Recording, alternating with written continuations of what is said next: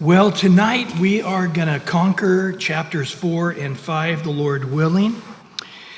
We are going to have another census. You know, when they say, oh, this a census for the soldiers and then a census of the Levites. And you remember the last time we were together, the census for the Levites was 1 year old and above. So because they weren't going to war, they didn't count them from 20 years old and above, 20-year-old and above. But now, as they were talking last chapter about, hey, everybody's going to have a portion, we're going to break the Levites into the sons of not Aaron, but before Aaron, and Aaron's dad or grandpa or great-great-great-grandpa was of the Kohathites, but then there was also the Gershonites and then the sons of Merari. And so they're broken down into those three. But now they need another census because who's going to actually practically do the work? And they estimated that it would be men from 30 years old to 50 years old that would do the heavy lifting. Now, as we get to chapter 8, we will find out that they do another, not a census necessarily, but they do another counting saying, okay, from 25 to 30 will be the training time. So evidently something happened saying, 30 to 50, and well, it takes a few years to train them because you didn't know when you were moving, right? So, I mean, the cloud stays, you don't tear it down. But then when the cloud moves, it might be a week, it might be a month, it might be several years. And everybody's scratching their head and getting out the books and refreshing themselves on who does what, where, and when.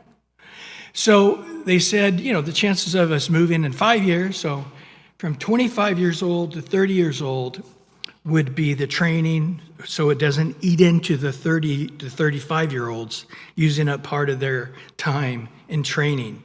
So they'd be well trained ahead of time.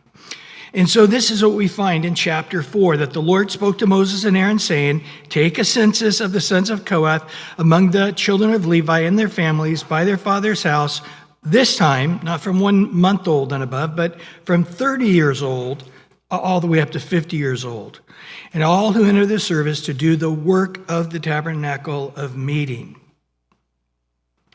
So in the earlier counting in chapter 3 last week, we saw there was 8,600 males in chapter 3.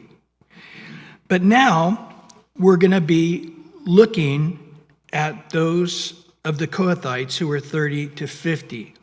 And I know you got that, but I just want to restate it once again. Now, just a quick little note here, because this question may come up.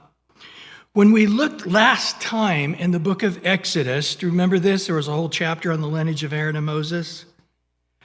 Well, Gershon is the oldest son of the Levite clan. The second son was Kohath, and then the third son, Merari. So why is it that the second son has been chosen to be the favored son, if you would, the more prestigious son, if you would, to touch the holy articles of the tabernacle and that of the high priest? I don't know. God's sovereignty, he does this quite a bit, doesn't he? He sort of upsets the apple cart. He did that with Isaac and Ishmael, right? He did that with Jacob and Esau. He did that with Joseph and Reuben. Joseph was one of the second to the youngest son. Moses and Aaron. Aaron was the older brother, right? And then David, he was the youngest of all his brothers, and there's other examples. And so most people think that the reason they chose 30 to 50 is that's sort of when a man's the strongest physically in his lifetime, and you get up over 50, you can start breaking stuff, I guess, hurting stuff. I don't know. I go to the pastor's conference, and I always see a guy like in his 30s, and he's got a broken leg or a broken arm, and I always say to him, "Did you teach your son how to skateboard?" And he's like, "How did you know?" It's like in his mind, because in your mind, you're still 17 years old. Now, son, come here. I know you're not getting that ollie down. Let me show you how I did it when I was a teenager. And sure enough, things break. Well, I guess that was sort of the idea there as well. Some commentators take this as into a New Testament principle. Adam Clark did, that pastors should train up to the age of 30, and then not until they're 30 years old do they become a pastor. Because we're going to discover that the kings like David and stuff were 30, and of course Jesus was 30, right? And so they actually take that literally, and then at 50, you need to quit pastoring and be, a teacher at a Bible college, or maybe sort of a mentor to a young pastor who's starting to pastor, that kind of thing. It just practically never quite works out that way. Well, verse 4 to 14 now, we're going to learn about this. Then the service of the sons of Kohath in the tabernacle of meeting relating to the most holy things. This is his job, the Kohathites. When the camp prepares to journey, listen now, Aaron and his sons, his only two living sons now are Eleazar and Ithamar, right? Because Nadab and Abihu died. So it would be Aaron and his two sons, and they shall take down the covering veil and cover the ark of the testimony.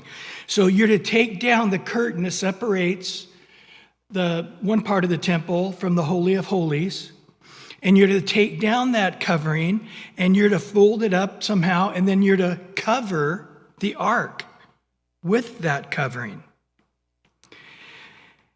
And this is Aaron and his sons only do this. And then when you get that done, you put some badger skins on top of it, and you entirely cover it with blue, and you stick in the poles. So all that the Kohathites would see is this beautiful blue covering over badger skins. You wouldn't see the curtain of the Holy of Holies. You wouldn't see the Ark of the Covenant. And you remember the Ark of the Covenant sort of have a big peak to it, So this would be interesting to see how they actually did this. Did they roll it up and put the roll around the cherubim above, and then they put, it would have been interesting to see how practically that worked out. But the Kohathites would just see the poles. And even on this, we will learn later that not even Aaron or his sons were to look at it. They were to cover up the Ark of the Covenant and all the other holy things backwards. Somehow they were to do it with just sort of getting a glimpse out of the corner of their eye, but not looking directly at it. Then they do that with the table of showbread, and once again, they're covering with blue.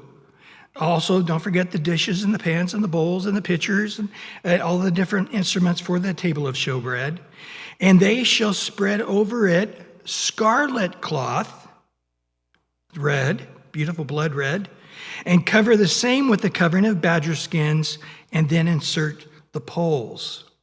So this is interesting. So it appears that there is blue on that, but I would think that blue would be on the top of that, but it doesn't appear. It appears that the red is on the top of that. And I'm trying to picture this, as you're walking with it. People from afar looking down, and they see these guys, and that ark. Remember, the ark was solid gold. That whole top of the mercy seat with the cherubim. They estimate that thing being hundreds of pounds. So these guys, man, you got a few guys on it, but they couldn't have carried it too far without having setting it down. But from afar, it would have been this beautiful red color, beautiful blue color. And then it tells us as we go on here, they shall take a blue cloth, verse 9, and cover the lampstand of the light now. So we had the ark, we have the table of showbread, the curtain was the first thing, and now the lampstand. And they will put a blue cloth on it. And then with all the other things, the wicker trims, the trays, the oils, the vessels, everything with that. And they shall put it with all its utensils and coverings and the badger skins, and put it on a carrying beam. So they had a special way to put all this away so it didn't, turn over or get broken. It was a special type of bench that it was sending it upon that would be able to be able to do all this and keep it organized without being broken or spilled. And then after that, verse 11, the golden altar, they shall spread blue cloth on it with the covering of badger skins, and they shall insert the poles. And they shall take all the utensils of the service which they minister in the sanctuary and put blue cloth, cover them with the covering of badger skins, and put them on the carrying beam. Also they shall take away the ashes of the altar. Remember outside now, around the altar, the ashes they would put there at various times. Some they would take outside, but some of them were there. They spread a purple cloth over it, and they shall put on it the implements which they minister there, and the fire pans and the forks and the shovels and the basins and the utensils of the altar shall spread it with the covering badger skins inside the purple poles. And again, all these things, especially the book of Numbers, speaks of Christ.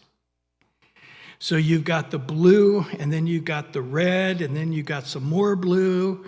And then as you get down to the altar of sacrifice, it's purple.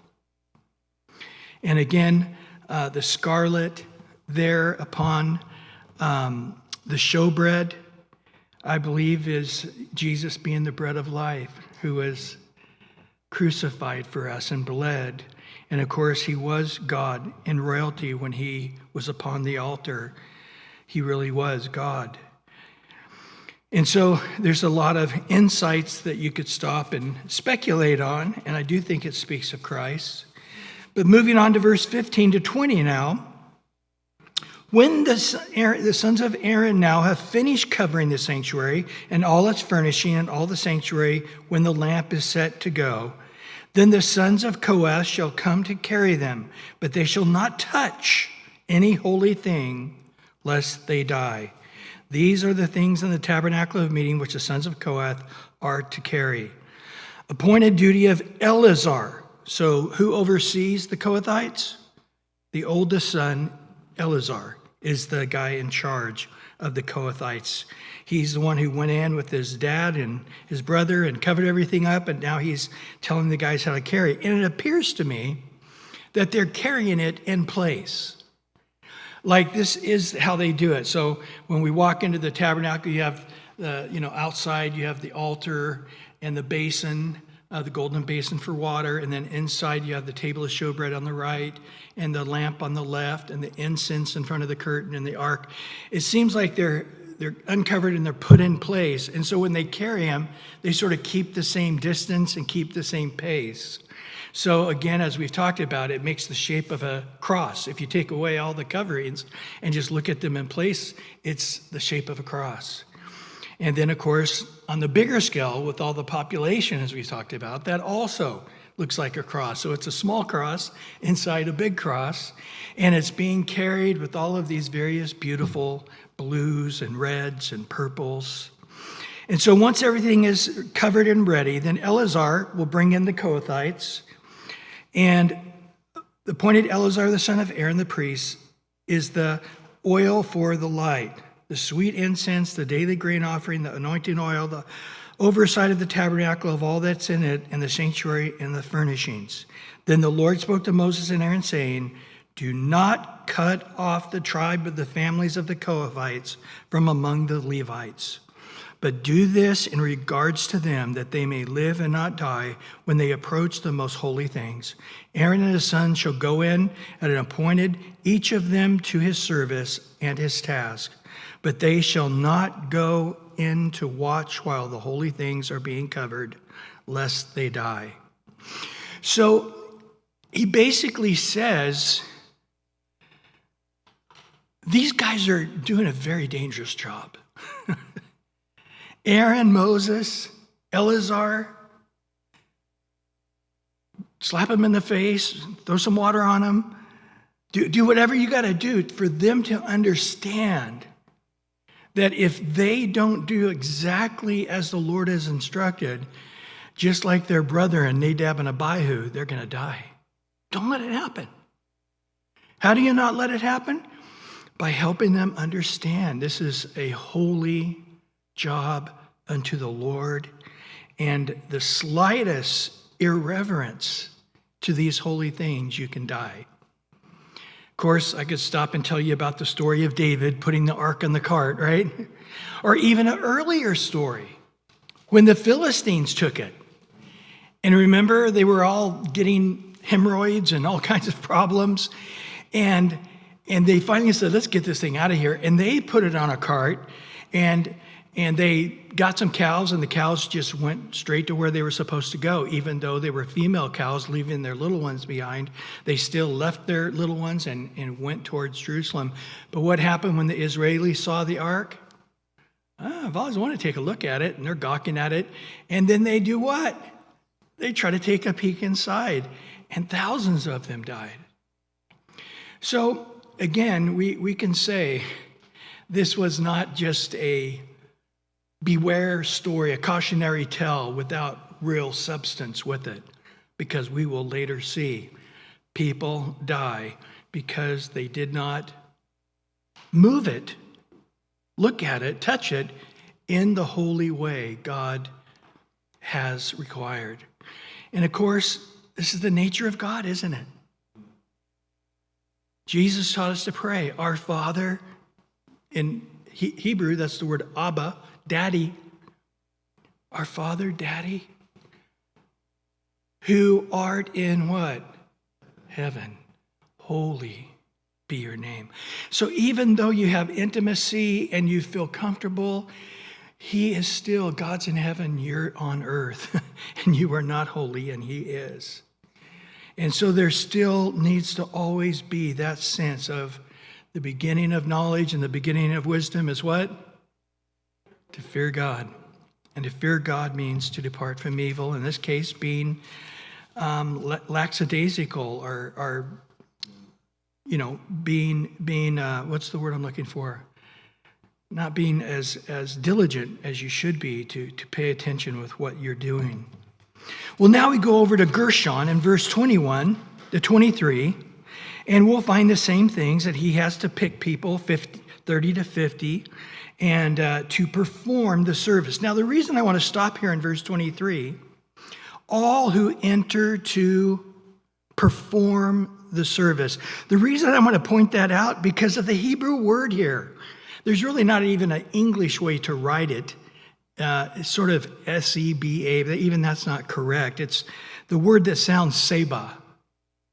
And this is the word that we will find later to fight and to go to war, or to muster the people to go to war. So the way they would have heard it is, get your guys together to go to war, to do the work of the ministry. And in essence, even though they weren't supposed to be soldiers in the physical sense, they were still soldiers, right? In the spiritual sense. And in essence saying, see yourselves as soldiers, not as little wimpy priests, lighting candles and burning incense. See yourself as a man's man. See yourself in your priestly outfit as a soldier in God's army as you do your part in moving this tabernacle. Pretty powerful, isn't it? Well, verse 24 to 28, talking about the Gershonites and what they were to carry the rest of the curtains, not the Holy of Holy curtain, but the rest of them, of the tabernacle meeting with its coverings, with the badger skins and the screen for the door, and the tabernacle meeting, the screen for the door of the gate, and the hanging of the court, all the tabernacle and the altar, their cords and their furnishings of their service. They made these things, they shall serve. Aaron and his sons shall assign all the service of the sons of the Gershonites and all their tasks and all their service, and you shall appoint to them all their tasks and their duties. And this is the service of the families of the sons of Gershon in the tabernacle of meeting, and their duty shall be under the authority of who? Ithamar. Who's in charge of the Kohathites? Eleazar, Those who's in charge of the Gershonites, Ithamar, Aaron's son. Then we go down to verse 29 to 30. Now we have the sons of Merari, who are 30 to 50 to do their part. And in verse 31 to 33, it says, and this is what they must carry, all their service for the tabernacle of meeting, the boards of the tabernacle, its bars, its pillars, its sockets, and the pillars around the court with their sockets and pegs and cords and all their furnishings and all their services. And you shall assign each man by name the items he must carry. It's so intricate. There's so many little wooden pegs and little metal grommets and, metal that hooks the metal together and wood that hooks the wooden pole together, that they basically had to break this out and say, okay, you're responsible for 4 wooden pegs, 3 metal hooks, whatever it is, and they somehow put their name on it. And so everybody had to give an account one by one. This would be very accounted of all these little tiny intricate parts, because every part is important, isn't it? I mean, imagine if you are missing just one bolt or one wooden peg. All of a sudden you have something that should be very strong, not strong at all. And notice in verse 33, the service of the families of the sons of Merari and all the service for the tabernacle of meeting are under the authority of Ithamar. What? He's having to do double duty, isn't he? And let me tell you, the 2 things that he's doing have a lot of parts. Over the Gershonites and over Merari, it's a lot of responsibility. Why is so much of the burden laid upon Ithamar? We know, don't we? Leviticus 10. His brothers got happy feet, were drinking alcohol, and offered a sacrifice that God did not prescribe, and they died. And it's just a warning to remember that we're not replaceable, right? I mean, God did that with our DNA. If I die, my DNA goes with it. It's not like, oh, there's 10 more people that have the same exact DNA I have. It doesn't exist, does it? They estimate that not even 2 hairs are identical. That when you look under the microscope, that there's just a little bit difference of a shape, of a thickness, of oil to dryness to types. It's amazing how unique every one of us are, and we're not replaceable. And when somebody isn't there, somebody else who's already got a handful themselves have to do more than their fair share and carry the burden. And that's exactly what we're seeing, a lacking of 2 of the sons, but yet a greater of a burden upon Ithamar. And it tells us now in verse 34 to 48, the Moses and Aaron and the leaders of the congregation numbered the sons of Kohathites by their families and by their father's house, 30 years old and above to 50, every one who entered the service of the work of the tabernacle of meeting. Verse 36, and those who were of the number of the families were 2,750. These are the ones who were numbered of the family of the Kohathites, all who might serve in the tabernacle of meeting, for Moses and Aaron numbered according to the commandments of the Lord at the hand of Moses. Then you got the number of the Gershonites, which is 2,630. And then you got the sons of Merari, verse 42, and we discover after that there's 3,200 men. So when we go down and add them all up, we come up with 8,580. That's a substantial number. Think about that just a minute. You got that tabernacle, which is about, smaller than this room. We talked about from that peg to that peg over there, and inside, and the Holy of Holies is 15 by 15. It's not a very big building, but then the outer courts, that was 75 by 150 feet or yards? Yards. And it wasn't that huge either, but when you have 8,580 guys, they estimate if everybody had their part and they knew what they were doing, once everything was covered up, That was going to take the long time, getting everything prepared to be moved. That they estimate it was probably minutes, less than a half an hour, for them to pack everything up, be ready to go. Interesting. Now, I would not believe that number unless I saw how quick we on Wednesday nights pack up to go. I mean, I don't think any of us are under 50. But yet, we pack that thing up. I mean, the tables, the chairs, the podium, the sound equipment, all that. Boom. I mean, how long is it? 8 minutes, maybe? I mean, it's truly extraordinary. I remember as a kid, there was always the carnival in town, and it wasn't too far from where I lived. And you'd go by, and of course today, they have all the rides and everything, and all the glittery lights and everything. And you're looking at it, you drive by it one evening, and the next morning you come by, looks like they'd never been there. And then you go a town over, and there it is, the next day. In the night, they tore it down and set it up somewhere else. It's pretty amazing when you have this orchestrated way of doing it, even without the help of the Lord, just something as carnal as a carnival. It's amazing how man can organize and get things done quickly.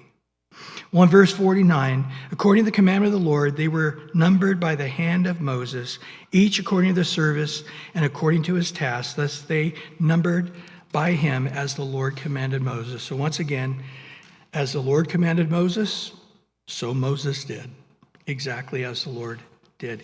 Now, sort of as your homework here, you can read 1 Corinthians 12 through 31. You guys know the passage well, right? As the body has many members. And it goes on to say not one part of that body is insignificant, right? And if a part did have a lesser visible, glorious part, he says God is going to give him a greater glory. You see, I think it's going to be flipped when we get to heaven. I think all the glorious parts of the church on this earth are going to be on the back row.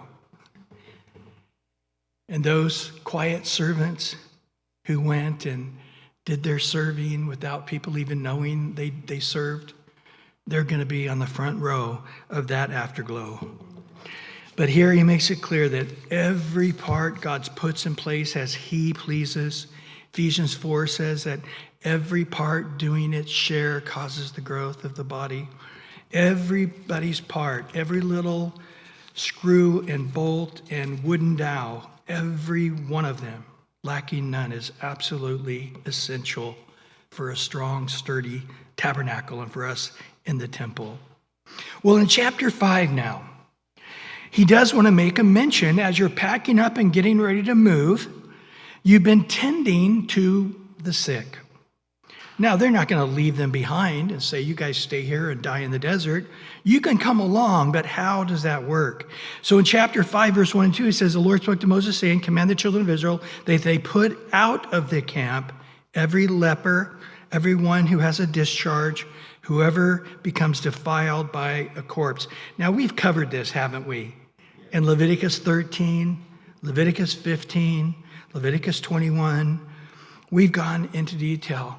But in essence, he's saying, as you're getting ready to move in this shape of a cross, in this giant millions of people, you're going to have sort of a group of people following at a distance, probably from behind. If you would, it would be like the hospital follows them. It's like people that are being quarantined that, remember, it's like, oh, is this wound? It's a bright spot, but, does it stay? The priest says, well, we got to check that out and see if it turns into something more important. And then if it goes away, the priest says, oh, yeah, you're clean. And then they have to do a sacrifice and all that, which you can't really do if you're on the move. You got to wait till everything gets put back up, right?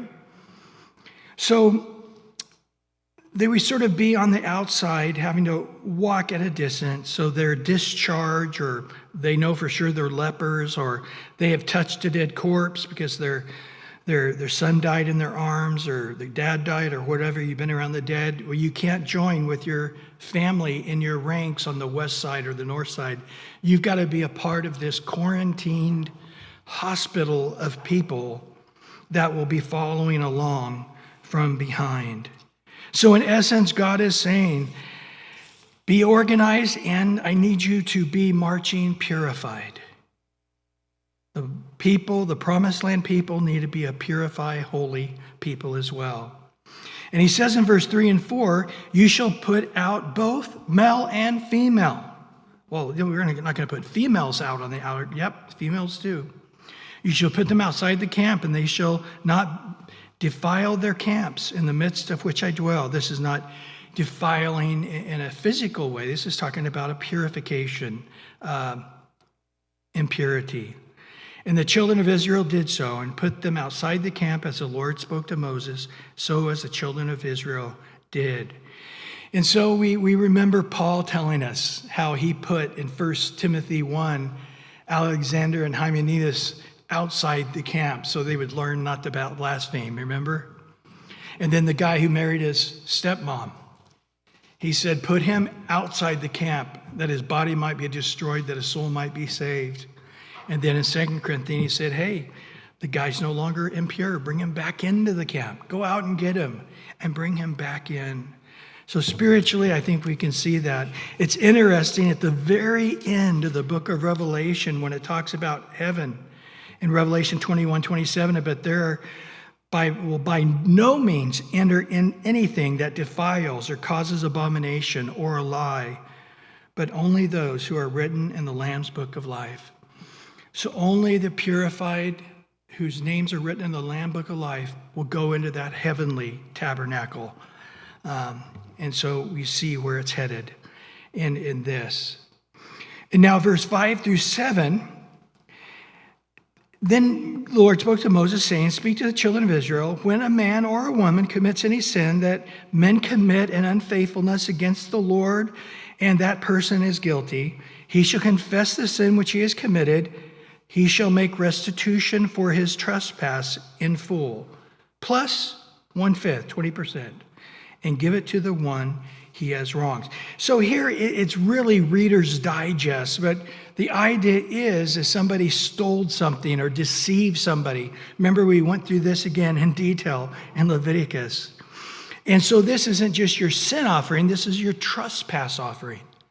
And remember, in the trespass offering, there has to be a restitution made to God and to the person. And so he says, it's best that you just confess your sin.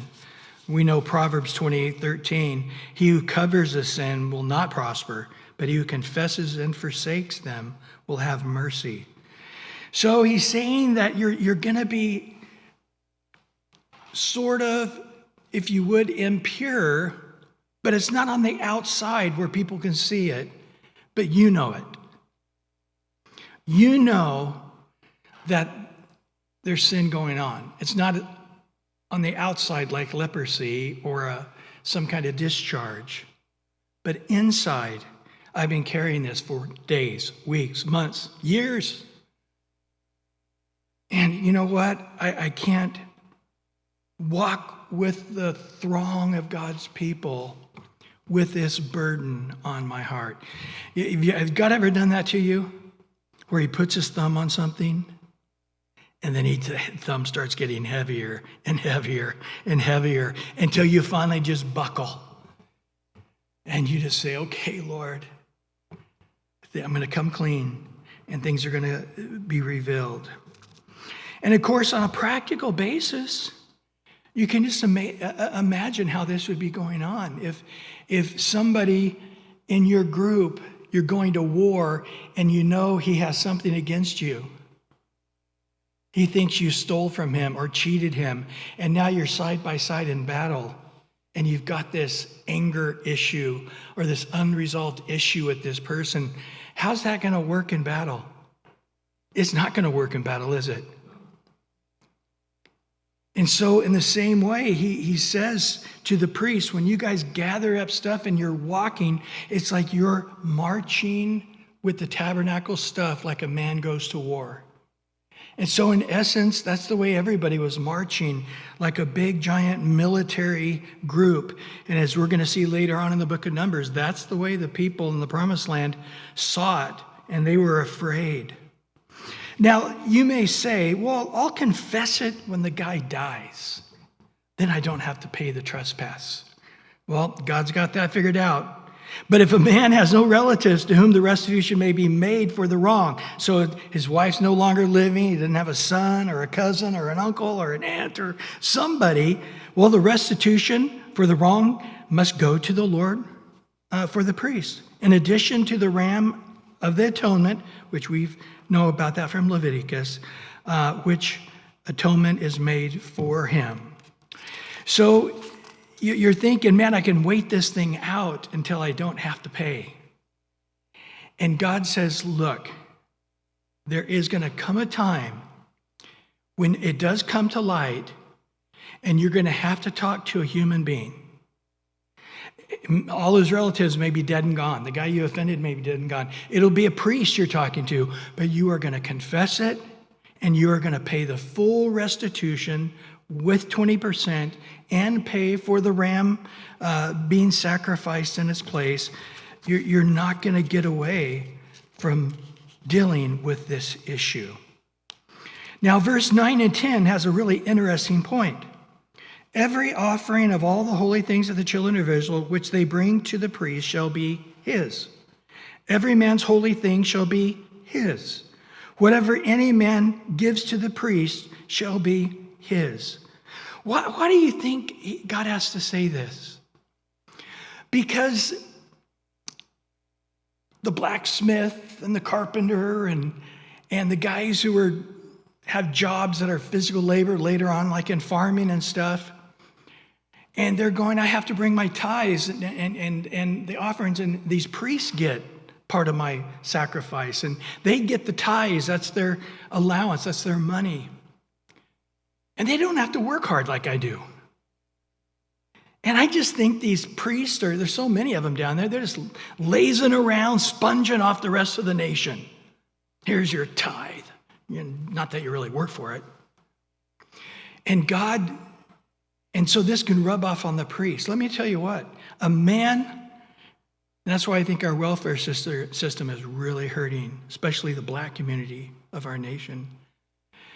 Because a man has a self-esteem, takes his pride in his work. And there is something about having a job that you're worthy of the wages. And of course, Paul steps into this in 2 Corinthians 8 and 9. Remember this? Where he says, hey, is it such a thing that if I labor in spiritual things, I shouldn't take of that harvest? He goes, I haven't. As an apostle, I haven't. But those who are ministering with you as pastors, do not muzzle the ox while he threshes out the grain. A laborer is worthy of the hire. And so he's saying here, these priests, you may not see it, you may not know it. It's in the tabernacle. You don't know what's going on. They're there day after day. They're rotating in and out. Everybody's working hard. And let me tell you, hoisting up those animals and cutting them, and it would have been work doing it day after day. I've learned no matter how easy your job is, it's a grind. If you're doing it, it's part of the sin of Adam and Eve, right? By the sweat of our brow. So he basically tells these priests, this isn't theirs and you're sponging off them. No, you worked for it. You earned it. This is your money. Be proud of what you've worked for and earned. Now, in verse 11 through 13 is a rather bizarre passage. Interesting passage. And it's basically dealing with the spirit of jealousy. And this is where a guy gets stuck in his craw that his wife has been unfaithful to him.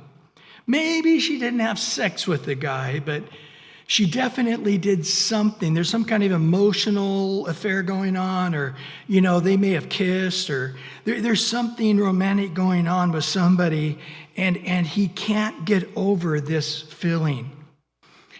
I've seen this. I remember counseling one couple years ago, and the woman in this case was just constantly, and we finally figured out she was watching soap operas all day where everybody's cheating on each other. And this demonic spirit, I think, took an advantage of her and got a hold of her brain until she was putting from those shows onto the guy, her own husband, who was at work. And finally, through prayer, we just sort of broke that spirit. But she couldn't move. She was completely trapped because she had this suspicion. Now, I've dealt with a lot of police officers and military men and chaplains for the police and chaplains for the military. This is one thing they go over, because when the guys go away for 6 months on Westpac or are gone for longer at time in the military, both ends, they get in their brain that the other person's cheating on them. And they actually have a whole discipleship package on this very point. But often I've seen it where they just get this stronghold in their brain. Now, I will say, a big percentage of the time when the guy is saying, I think my wife's cheated on me, it's because he has cheated on his wife. Unresolved, nobody knows. But he's taking his sin. What's it say in Romans 2 when you judge? You're judging because you're doing the same thing yourself. So he's, in his heart, it's deceiving him. And he's saying, I see things that my wife's doing or saying or acting that makes me think that she's cheating on me, when really it's from his own sin that's making him think that way. So in this case, this thing that the husband believes is hidden from his eyes, there's no witnesses, nobody can confirm it, nobody is saying, oh yeah, I saw that too, I think that's happening. Matter of fact, everybody is saying, I think you're wrong. But the guy can't let it go. He can take his wife and bring her to the priest. Now, let me tell you, this would be something that the whole community would know about. And this guy is either going to be confirmed or he's going to look like an idiot. Right?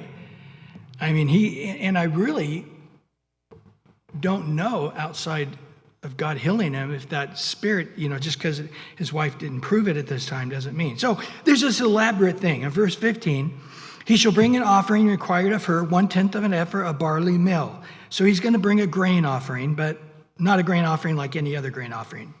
Because in this grain offering, there is no oil, no frankincense, or let me say this, nothing to make it sweet. In the grain offering, there was always oil and frankincense. So the offering, the grain offering of barley, was not a bitter offering, but a sweet offering. But in this case, it's only the grain, which is a bitter offering. And this is an offering for remembering, for bringing iniquity to remembrance. So it's a barley offering, nothing else, only this grain offering, no oil, no frankincense, no sweetness. It's just a bitter thing.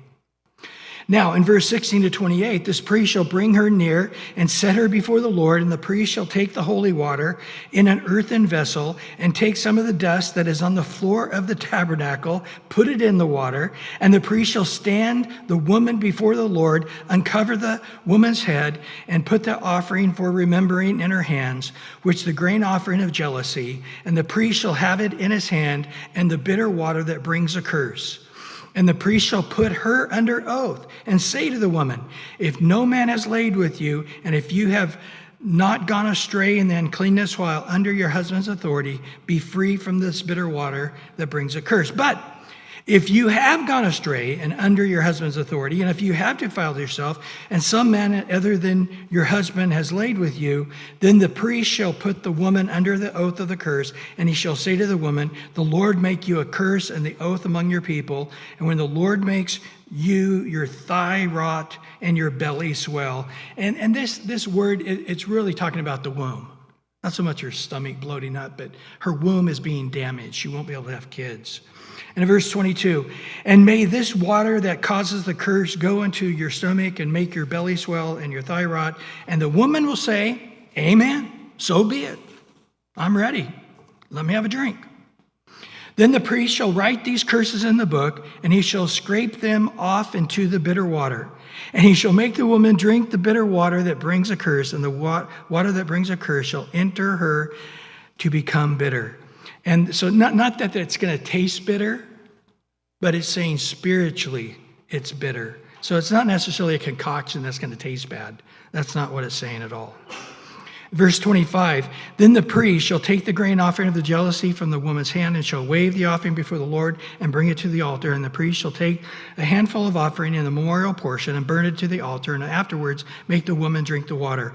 When he has made her drink the water, then it shall be, if she has defiled herself and behaved unfaithfully towards her husband, the water that brings a curse shall enter her, become a bitter, and her belly will swell, her thigh will rot, and the woman will become a curse among her people. But if the woman has not defiled herself and is clean, then she shall be free and may conceive children. So there you see the insight of that. And so you say, what's going on here? This sounds sort of like witchcraft, some weird potion going on here. You know what I think?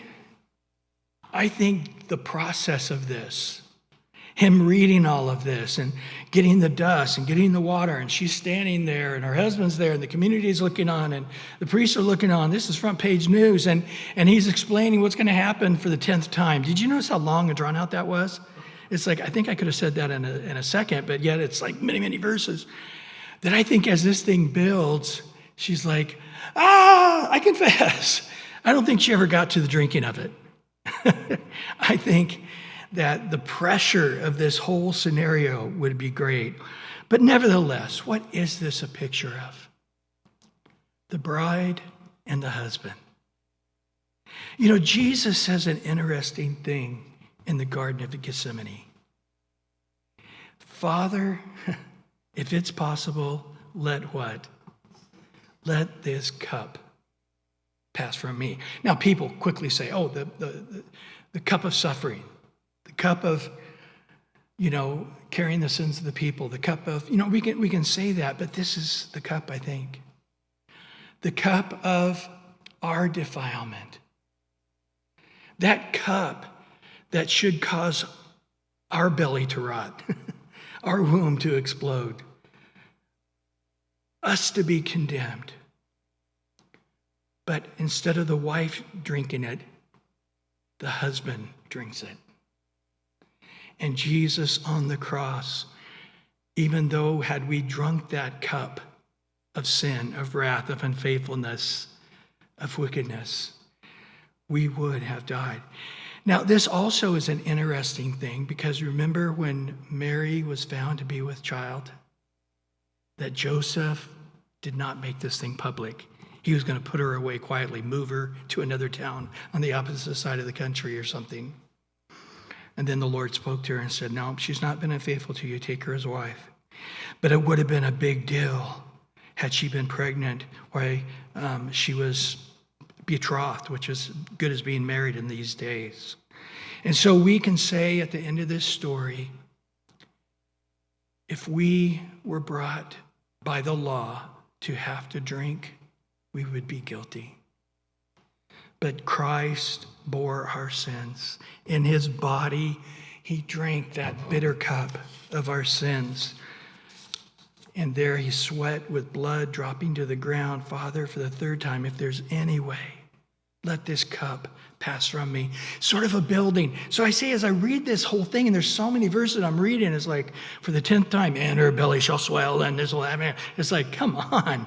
It's very dramatic. It's sort of redundant and repeating and sort of dragging out this thing. And you're going, what? Just get to the end of the story. And in essence, when Jesus was in that garden, it was a dragging out story too. Do you remember that? It just kept dragging out. And he would be praying, and blood would go to the disciples. You'd wake up, okay, get awake. And he goes back and he prays and comes back, get awake. And, it's a big, long, drawn out story. And then finally, at the end, the Father's like, no comment there, you got to drink. So be it, Jesus said. And Jesus drank the cup of this wrath, this bitter drink in our place. Well, ending here tonight in verse 29 and 31, this is the law of jealousy. When a wife while under her husband's authority goes astray and defiles herself, or when the spirit of jealousy comes upon a man, and he becomes jealous of his wife, then he shall stand the woman before the Lord, and the priest shall execute this law upon her, and that man shall be free from the iniquity, but that woman shall bear her guilt.